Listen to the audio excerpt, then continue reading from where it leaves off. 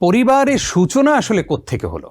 পরিবারের সূচনা এটা ইসলামের একদম শুরু থেকে এবং মানব জাতির সূচনা থেকেই।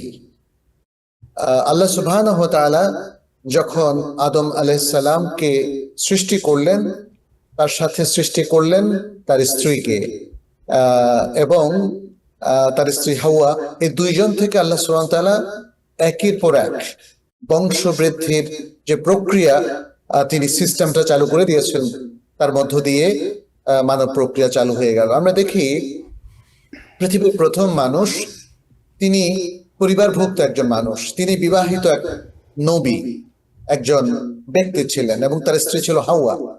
তাদের সন্তান সন্ততি ছিল।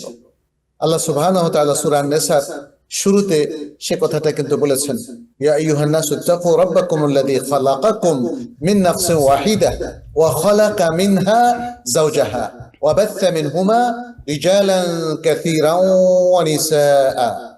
এখানে খুব চমৎকার ভাবে পৃথিবীর প্রথম মানুষকে এবং তার স্ত্রীকে সৃষ্টির কথা বলা হয়েছে এবং তাদের দাম্পত্য সম্পর্ক তথা পারিবারিক প্রথার কথা বলা হয়েছে এবং তাদের এই পারিবারিক বন্ধনের মধ্য দিয়ে মানব প্রজাতির যাত্রা শুরুর কথাও বলা হয়েছে। অতএব আল্লাহ সুবহানাহু ওয়া তাআলা তার সৃষ্ট প্রথম মানবীর মাধ্যমেই তিনি পরিবার প্রথা চালু করে দিলেন। Ad-Din Television, a complete way of life.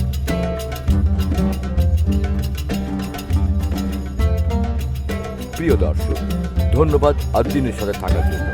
এমন আরো সুন্দর সুন্দর ইসলামিক কন্টেন্ট ও সবশেষ আপডেট পেতে সাবস্ক্রাইব করুন আমাদের ইউটিউব চ্যানেল ad-Din এবং পাশের বেল আইকনটি চাপুন। পরবর্তী সকল ভিডিও নোটিফিকেশন পেতে যুক্ত থাকুন আমাদের সোশ্যাল মিডিয়ায়।